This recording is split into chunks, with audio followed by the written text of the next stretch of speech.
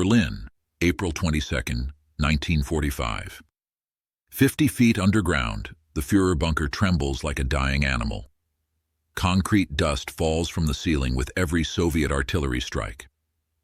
Maps are spread across a long table, but they no longer describe reality. The lines are clean. The arrows are neat. The units, on paper, still exist. Above ground, they are already dead. Adolf Hitler sits rigidly in his chair. His left hand shakes uncontrollably. His face is gray, waxy, as if the life has already begun draining out of him.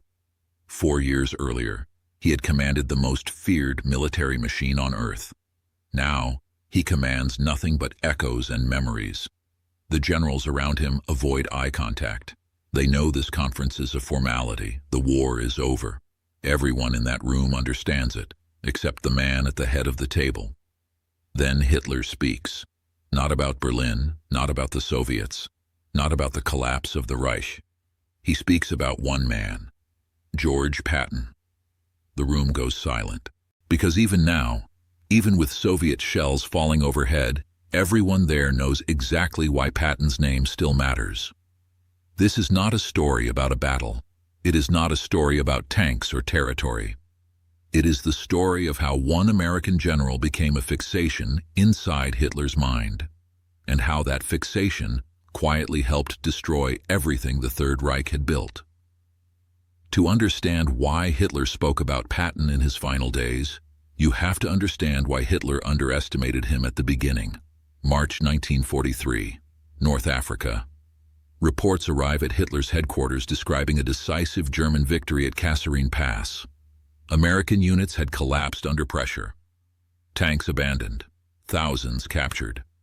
The Wehrmacht had humiliated the United States Army in its first major engagement against German forces. Hitler reads the report and smiles. This confirms everything he already believes. Americans, in his view, are not soldiers. They are merchants, industrialists, comfortable men playing at war. They have factories and money, but no instinct for real combat, no tolerance for loss, no understanding of sacrifice. This is not propaganda. Hitler genuinely believes it. Then a new name appears in the reports. George S. Patton. He has been given command of the shattered American II Corps. Hitler barely registers it. Another American general replacing another American failure. It means nothing. 3 weeks later, another report arrives. The same American units, recently broken and demoralized, have attacked again, this time at El Guitar. And they are not retreating. They are advancing aggressively, absorbing losses, counterattacking German armor, overrunning positions that had held easily before. Hitler frowns. One man should not make this much difference. His staff explains that Patton is unusually aggressive, but reckless, overconfident, a personality that will eventually collapse under pressure. Hitler accepts this explanation. It fits his worldview. He dismisses Patton and moves on. That would have been the end of it. But Patton keeps appearing. July 1943, Sicily. Hitler's focus is on the British. Montgomery is the threat. The Americans are secondary, slow, methodical, predictable. German defensive planning reflects this assumption. Then the reports arrive. Patton is moving faster than expected, much faster. American armored columns are racing through terrain German planners had labeled unsuitable for tanks. Roads considered impassable are suddenly filled with American vehicles. Supply lines that should have collapsed are somehow holding. Patton reaches Messina first, beating Montgomery to the prize. Hitler demands answers. An intelligence dossier is placed on his desk. Patton is described as theatrical, a cavalry officer obsessed with ancient warfare, a man who believes he has lived past lives as a warrior. He wears ivory-handled pistols and delivers bombastic speeches. Hitler laughs, a showman. But during a conference, a senior officer makes an observation that sticks. Patton does not think like a modern general. He thinks like a raider. Hitler pauses. Raiders don't seize ground methodically. They don't wait for perfect conditions. They shatter cohesion. They attack where defenses are thin before command structures can react. For the first time, Hitler wonders if Patton is not a joke, but something dangerous in a different way. By late 1943, Hitler becomes obsessed with one question: where will the Allies invade France? Everything depends on the answer. Germany no longer has the resources to fight everywhere at once. The next invasion must be crushed at the beaches, or the war in the West is lost. By spring 1944, a pattern seems obvious. Patton is commanding a massive American formation across from Pas-de-Calais. To Hitler, this confirms his logic. The Allies would never waste their most aggressive general on a diversion. Where Patton is, the real blow will fall. Hitler orders his strongest defensive force, 15 divisions of the 15th Army, to remain in place at Calais, June 6, 1944. Allied forces land in Normandy. Hitler's first question is not about the beaches. It is, where is Patton? The answer brings relief, still in England, still opposite Calais. This confirms everything Hitler believes.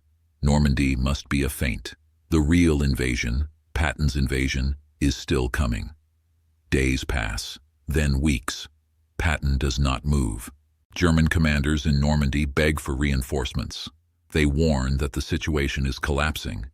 Hitler refuses. He keeps the 15th Army frozen in place, waiting for Patton. Then the truth arrives. The army Patton commanded does not exist. Inflatable tanks, fake radio traffic, phantom headquarters, an entire army group conjured out of deception. Hitler does not rage. He does not shout. He simply stares at the map. For the first time in the war, he realizes something deeply unsettling. The Allies used his respect for Patton as a weapon. They knew exactly how he thought. They knew he would assume logic. They knew he would never believe his best enemy general would be wasted on a fake operation. He had been outthought, and Patton had been the bait. August 1944.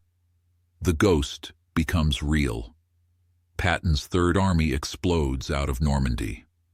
What follows is not a conventional advance, it is a collapse. Every morning, Hitler receives updated maps, and every morning, Patton has moved farther than seems possible. Defensive lines are planned and already bypassed. Counterattacks are ordered and already obsolete. German commanders begin reporting something unprecedented. They cannot establish a front. Positions prepared overnight are irrelevant by morning. Patton's movements do not follow predictable axes. He does not pause to consolidate. He does not wait for perfect supply conditions. He keeps moving. Hitler stares at the maps and asks the same questions every day. Where is Patton now? How far has he advanced? Where will he strike next? No one can answer the last question. This is what truly terrifies him. Germany's military doctrine is built on calculation. Predict the enemy, measure capabilities, prepare responses. Patton makes prediction impossible, and Hitler understands exactly what that means. Because it is the same doctrine he once unleashed on Europe. Blitzkrieg. Speed faster than decision-making. Chaos faster than command structures. Victory before the enemy understands what is happening. Patton is using Germany's own philosophy against it, and he is doing it better. By the time Patton finally stops, not by German resistance but by lack of fuel, Hitler feels relief for the first time in months. If Patton is the problem, Hitler decides, then Patton must be neutralized. One final gamble remains. December 1944. Hitler prepares his last offensive, and this time, he is watching only one thing. Where is Patton? December 16th, 1944. Before dawn, the forests of the Ardennes erupt. Artillery tears through the silence. German tanks surge forward through fog and snow. Entire American units are smashed aside in the opening hours. Roads clog with retreating vehicles. Communications collapse. For the first time since Normandy, The Western Front looks fragile. Inside his headquarters, Adolf Hitler is electrified. This is not desperation. This is design. The Ardennes offensive is his final masterpiece, a concentrated blow aimed at splitting the Allied armies, recapturing Antwerp, and forcing a negotiated peace. It is everything Hitler once believed war should be: bold, fast, overwhelming. A return to the spirit of 1940. But even as the reports pour in, Hitler is focused on one detail. Where is Patton? The answer arrives quickly. Southern France, Third Army, facing east, toward Germany. Hitler feels something close to relief. For once, Patton is out of position, completely wrong-footed. Even if the Americans respond, no army can pivot that fast in winter conditions. Roads are iced, fuel is limited, units are spread out. Hitler believes he has time to exploit the breakthrough, time to reach Antwerp, time to change the war. December 18th. 2 days into the offensive, intelligence reports that Patton has begun moving north. Hitler is not alarmed. Movement does not equal threat. By doctrine, turning an entire field army 90 degrees in winter terrain should take weeks.